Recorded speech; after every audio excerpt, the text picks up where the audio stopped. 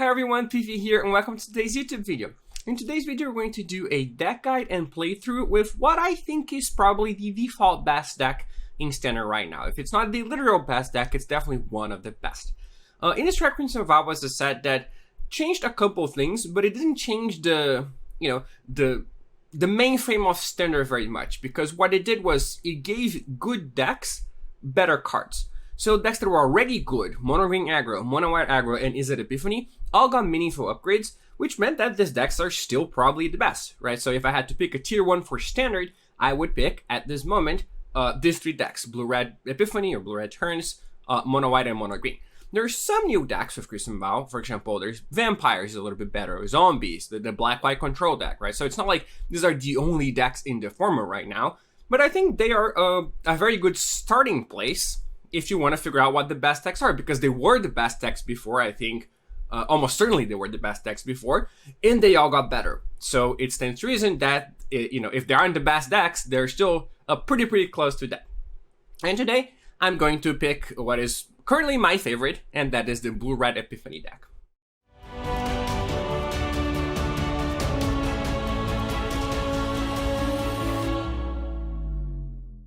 So the list. This list is a list from Brad Nelson's article on StarCityGames.com. He says this is his current Blue-Red Turns list. And the key thing is probably the number of Alrund's Epiphanies and Hullbreaker Horrors right here, right? Epiphany and Horror. Previously, everyone played 4 Epiphanies because that was just the main win condition of the deck. And nowadays, we've seen some people replace some number of Epiphanies with Hullbreaker Horrors, including not playing Epiphany at all, and just turning it into a Hullbreaker Horror type of deck.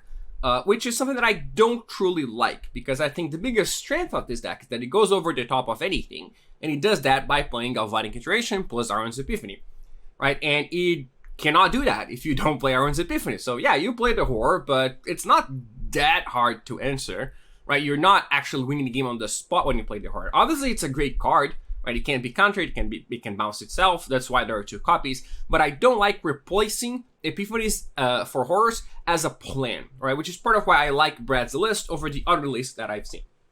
And because it still keeps the Epiphany plan that I think is so important for this deck's success.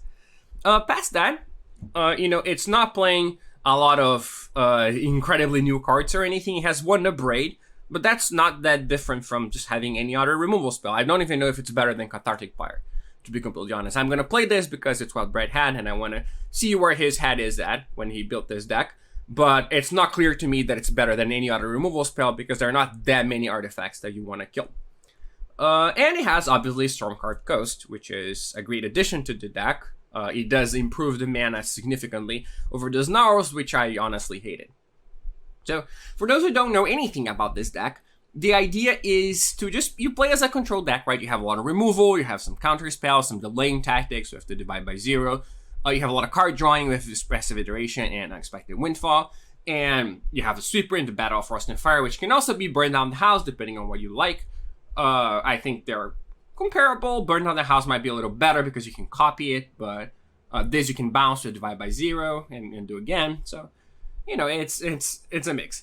And then until you eventually achieve your win condition, which is playing Galvanic Iteration and Alrund's Epiphany. And when you do that, you're going to get 4 birds in 2 turns on the stack. So you're going to have 2 extra turns, and the iteration is still in your graveyard, so you can use it again, right, later on, especially if you have another Epiphany. And at that point, it's really easy to just win the game, right? You're getting 2 turns, you get 4 birds to attack with. If you just have 8 Hollow Storms Giants, that's already enough damage, right? That's 21 damage, because the first attack is for, 7 plus the 4 birds, that's 11. Second attack is for 11. So that already wins you the game. So it is possible to lose when you play Iteration plus Epiphany, but it's really hard. Most of the time, if you have that sequence, you win the game, right? The sideboard is, well, you have some targets for divide by 0, right? You have the Environmental Sciences, the Teachers of the Arcane, the Masthead Exhibition. You have some removal spells, Burning Hands, Flame Blast Bolt. You have some card drawing, some counter spells. So it's pretty self-explanatory, I think. The removal is good versus creatures, the counters and card drawing is good versus control. And then you have the Leers, which are your backup plan. Leer, Disciple of the Drowned, is a card that is super powerful. It took a while for it to be found, so to speak. but it has been making a lot of waves, and it's especially good with the cheap disruption. Like Fading Hope, for example, is a card that's best with Leer. Because if you're playing versus mono green, you just play Leer with a mana up, you have a Fading Hope in your graveyard that you cast on turn 1 or 2, and they already can't kill it because all their kill spells are fight spells, so you can just bounce the creature in response with that Fading Hope. And then you untap and you basically win the game, right? So it's a finisher of sorts, and in Brad's Sideboard Guide, he brings it in whenever he takes out the Epiphanies. So let's play 1 or 2 matches and see how we do. Okay, they're going first. We have 2 lands, but they're really bad lands. We don't have red mana at all. If this was a red land, I would probably keep this hand because then I would have Abrade and Demon Boat. But given that this is not a red land, there's a reasonable chance I just lose the game without doing anything. So I think we have to mulligan here. This hand is much better. It is interesting what to get rid of. I probably want the 3 lands and a Spikefield Hazard just because I don't know what they're doing over there yet. The Hazard might be pretty important. And, if not, I always have the Windfall to discard extra lands. And this is just 4 mana. Right, the iteration is pretty good given that I mulliganed. So I want to recoup my cards. So I probably just have to bin the Alrund's Epiphany here. I think this has to be the course of action. I don't like doing that very much because I have the Windfall already. But I think it's correct.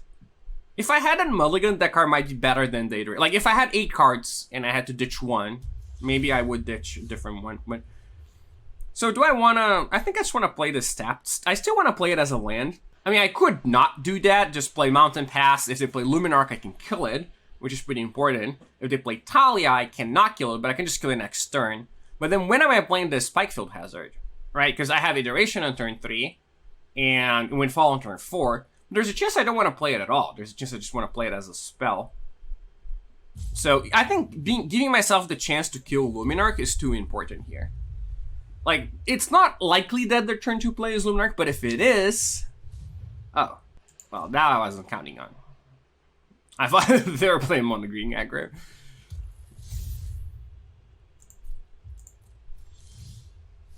Should I cast this?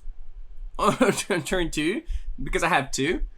Like, now I can't play. It's pretty awkward, right? Because if I play this, I can't iteration on turn 2. I might have to. This sequencing was really not great for me.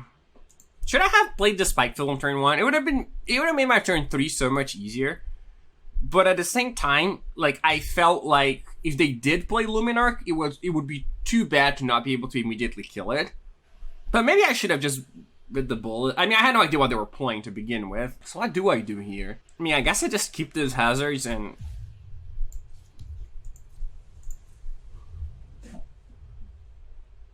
I'll end up discarding 1 to Windfall, and maybe I'll play the other on turn 5 or something. Okay, I'm getting aggroed out here.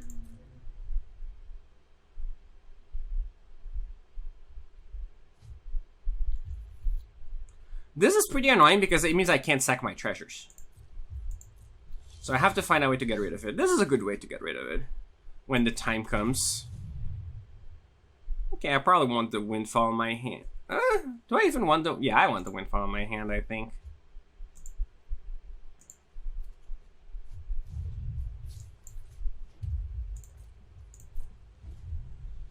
So I'm going to take 6 to play something. I have 2 turns.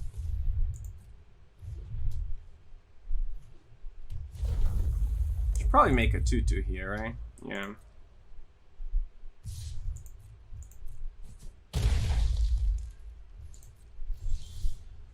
Okay, this was a pretty good draw. The problem is that, again, I think I have to play Island and just hope to draw a land with my Windfall. Otherwise, I might have to bounce the Yasharn and then do something. I might, like, they might be threatening lethal here, though, which is somewhat of a problem, but you'd have to play a lot of stuff to threaten lethal.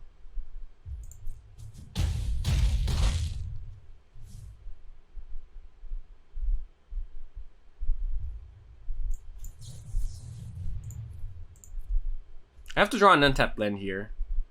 Not playing that Spikefield Hazard in turn 1 really hurt me, but...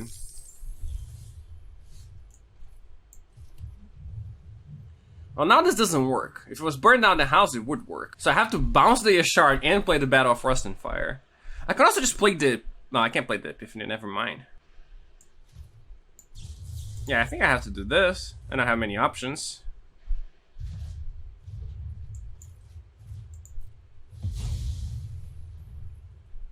But I'm just in trouble next turn, right?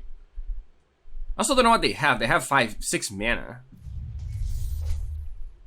But like, if next turn they just play Yasharn... Yeah, I was counting on this being burned down the house in my mind. But obviously it's not. So now if they just play Yasharn and play a land, I'm kind of in trouble. Which, I mean, is something I think they can do for sure. Obviously, if it had worked differently, like if I could sack the treasures, I could have just played the Spikefield Hazard, right? To finish off the pig. Okay, that was decent. Do I want to draw? Well, I certainly don't want the Disruption. I might want the Hullbreaker and the Divide by Zero, both. Which one do I want first? Probably the Hullbreaker. It might just die, though. Like, they have a bunch of cards in hand. They haven't done anything. They have black mana. Maybe I don't want it. But if it doesn't die, it's so good. Like, I need to stabilize from this somehow. I have to Divide by Zero. I'll get to loot. So I'll play... I might have to play Epiphany, then I'll play the Horror next turn. Alright, let's try it like this.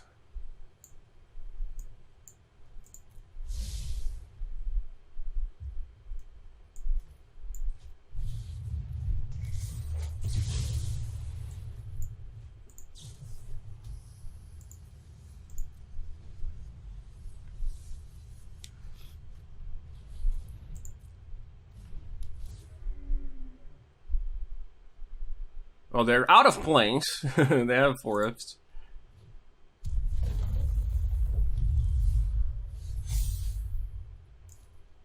I mean, it doesn't really matter. I'm not going to cast this as an instant. So I want land, I think.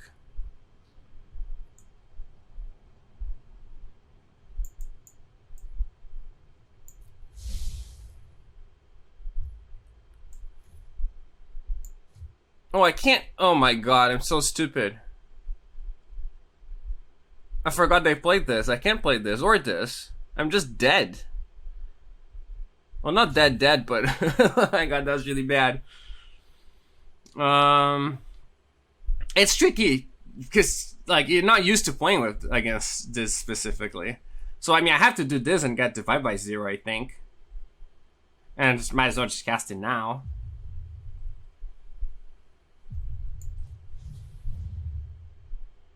Oh, I can Demon Boat too. So I Demon Boat and I keep the Divide by Zero, but I want to play a land, but it can be the Spikefield Hazard. So I Demon Boat that, the Divide by Zero in my hand.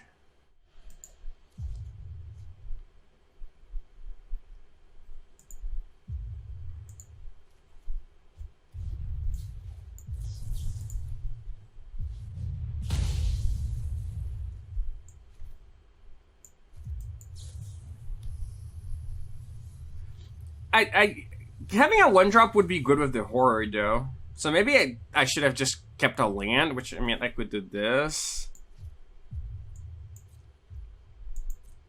Yeah, I don't like how I played this game. I'm very in the dark about what's happening is the problem. But what I should... Okay, so let's focus on what I should have done instead, right? I think I should have just not capped the Divide by Zero, capped the Demon Boat, and played the land, and used the Epiphany, and capped the Spikefield Hazard in my hand, because then the other turn I could have played Horror and Spikefield Hazard. Okay, that's not too bad.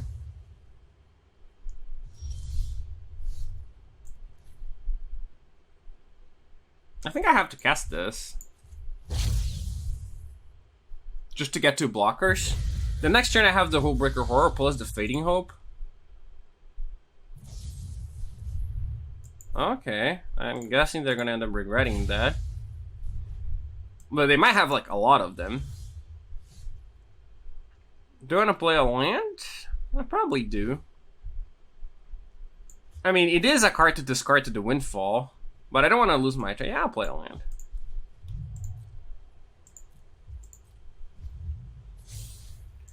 Well, now they'll pump everything.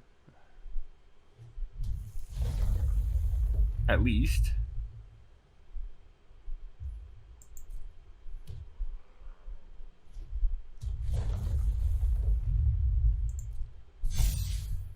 So they might have another one of that card.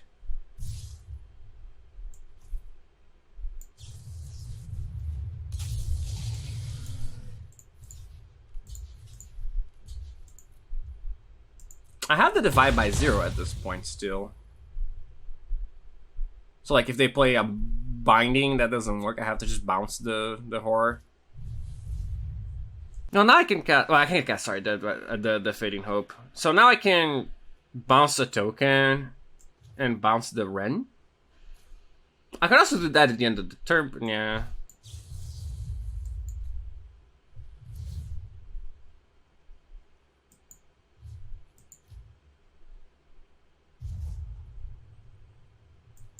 Don't really want this. Let's see, if I divide by 0, I can play Windfall and Hullbreaker Horror. I have enough mana. If I sack everything. Like if I just attack, I have to play this to block, right? Then they can just ref me and I die. I could just play the Windfall. I'm just gonna pass, I think. This might be stupid, but we'll see.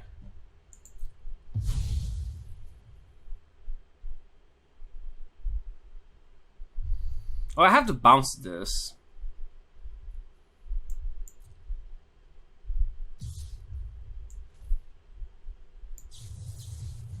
Should I discard a Horror? I have 10 mana, so they can play 2 Red and 7s. Anyway.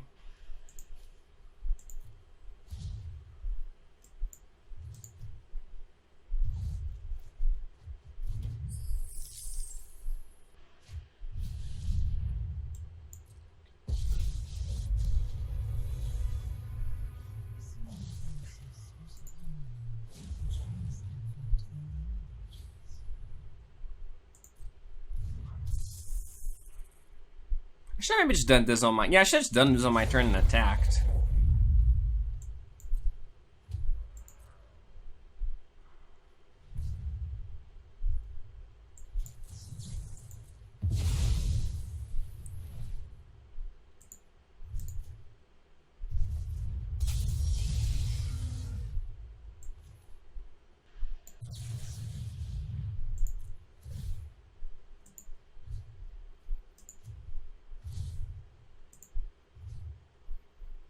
Probably the Cobra, and like, do I want to attack the Ren and 7 or I just want to attack them, give them 4 lands? I just want to attack them. Yeah, I should have just done this last turn and attacked them. I'm just really off this game. But I'm gonna keep it. It's a pretty interesting teaching moment, I think, so. So that we'll never have anyone ever say I'm curating my games to look good on the screen. Because I think the goal of this is not to make me look good, right? The goal is to learn and see how decks work and play better. So I think this is a good example of, you know, hey, things went wrong. Where did they go wrong? What should I have done? And etc.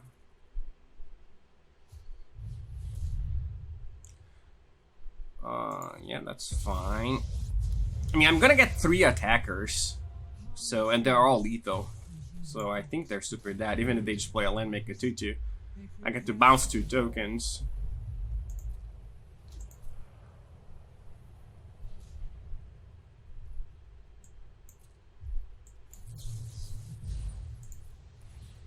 It's kind of funny that just the iteration, just being a spell that I can cast even if it does absolutely nothing, is very good.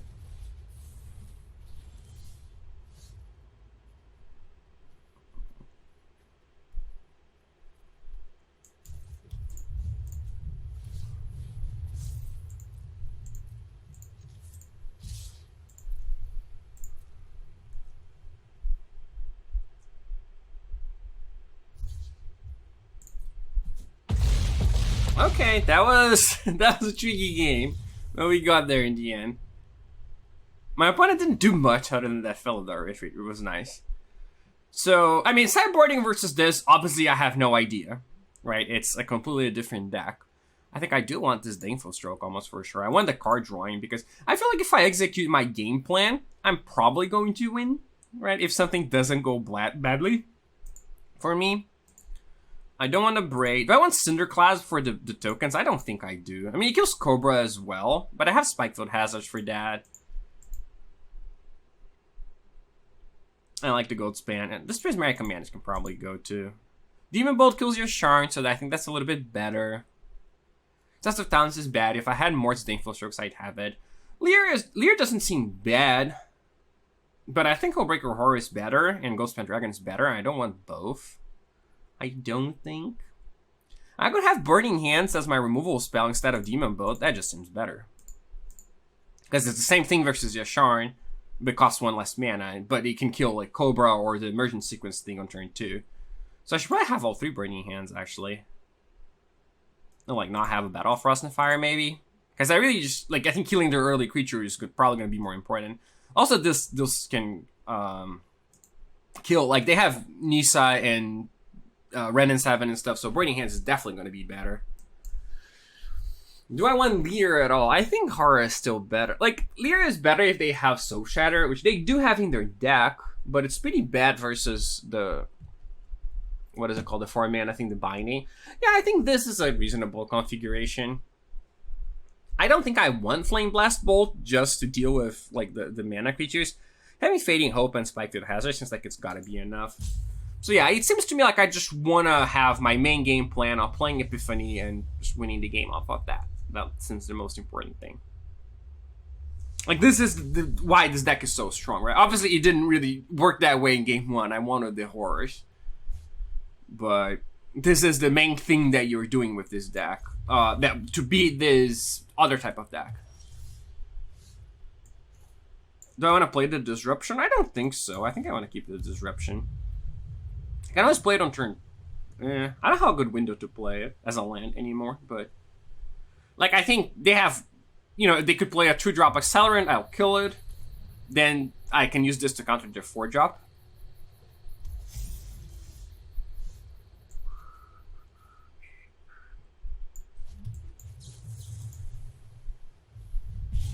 Which means I won't play the Expressive Iteration on turn 3, but... Okay, now I have to probably divide by 0 there. Oh, they don't even have a land. Okay.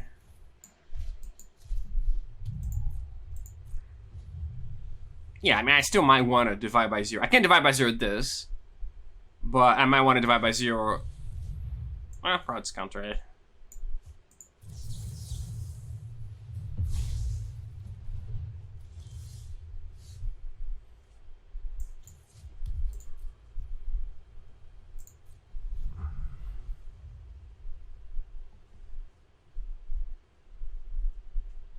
Yeah, I mean, this is looking like one of those games where I'll just assemble the combo and probably win, but we'll see. Ooh, I can't counter it. I can't divide by 0, eh? I don't know if I actually want to, though, because then if they draw a land next turn, they get to play it and attack. Like, it might be better to just Windfall and bounce it next turn. What do I ditch, though? Like, if I divide by 0, I'll have a card to ditch, which will be good. I think I'd maybe just did Disiteration. Or Disiteration. I mean, this is resolving. Casting this. What do I not want? I definitely want the Epiphany. I think I definitely want the Divide by 0. Like, what's my next turn gonna be? Am I gonna go Iteration, find a land, play Divide by 0? I think I just ditched this Galvanic Iteration. Okay, well, I didn't really need to find a land. Now I can Burning Hands this and divide by 0 this. But then if they play like Yasharn, I can't kill it. So maybe I shouldn't Burning Hands this. Just divide by 0 the Toski. Do I want to play the Iteration at all here? Or do I want to just foretell this so they can't discard it ever?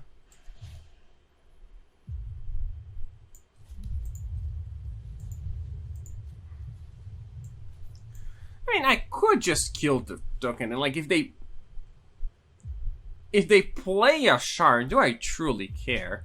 They could have played a Shard last turn. It would have probably been a better play than playing Toski. They probably don't have it. Yeah, I'm just gonna play all my stuff. Probably gonna get the draw too. At this point. Like, at least if they play a Shard, I have something, and I can use my mana pretty well. Like, I'm gonna play a lot of stuff. Like, I can play a land, I can foretell this, so this is gonna be a draw 2. It might even be a draw 3 if they play a Shard and get 2 lands. Well, now that's pretty awkward, because I can't hide my Epiphany anymore. But, I mean, they'll certainly take that, right? Yeah, maybe that was bad. I don't know. They'll draw a card. I mean, he still just cast it in a couple turns. Let's play this. So I probably want the Iteration, or do I just want the Fading Hope? I'm certainly going to Spikefield Hazard that. I think I probably want the Iteration in my hand.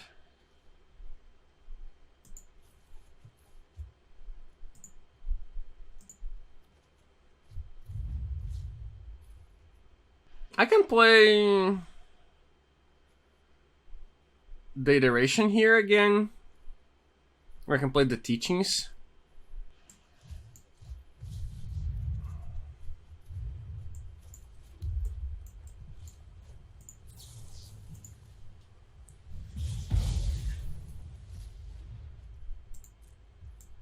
Yeah, now Sharn is my biggest problem, right? Because what I'm going to do next turn is I'm going to play Iteration Windfall. I'll have a billion mana.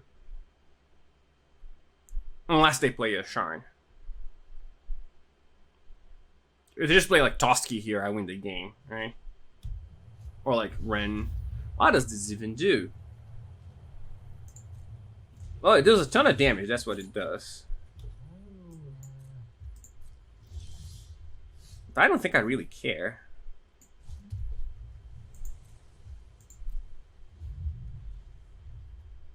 Like, they'll draw a ton of cards. They might draw like a Duress.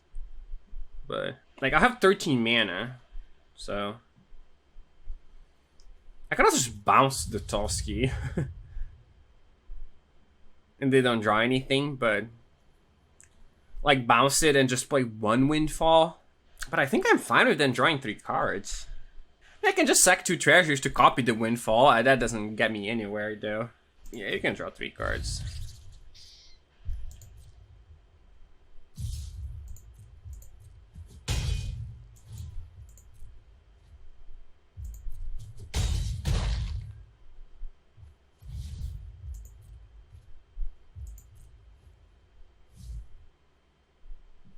Like they can play a Duress or something.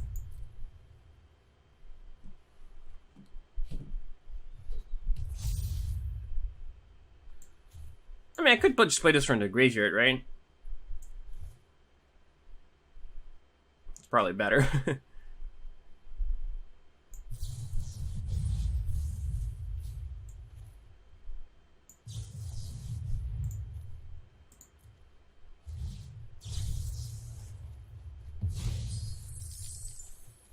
So can I copy this twice? Let's see. It's cost 15 mana. I have 14 mana, so I can't. But, I mean, copying it once is probably going to be pretty good already. No, it doesn't cost 15. I can cast and cast it. So it costs 5 plus 7, right? Plus 9. So it costs 14. Oh, I do have 14. So I can do it. It costs all my treasures, but I think that's definitely worth it to kill them. I don't actually kill them. I deal 666, right? But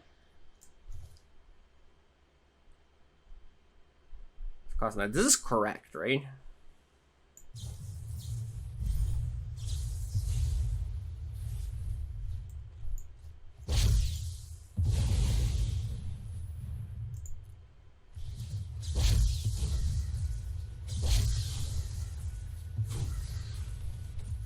So now I have 3 turns. Okay, now I kill them. So I just play this, bounce this.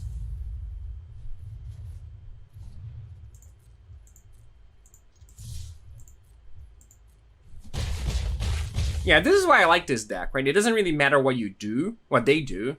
you're just gonna do your thing and kill them.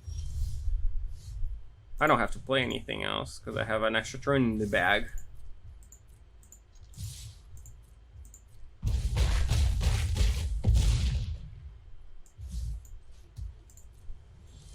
Like, I completely ignored what my opponent was doing there, kinda, right? Like, once I did my thing, they were just dead. Obviously, they were stuck on lands, and it's not really the same, but...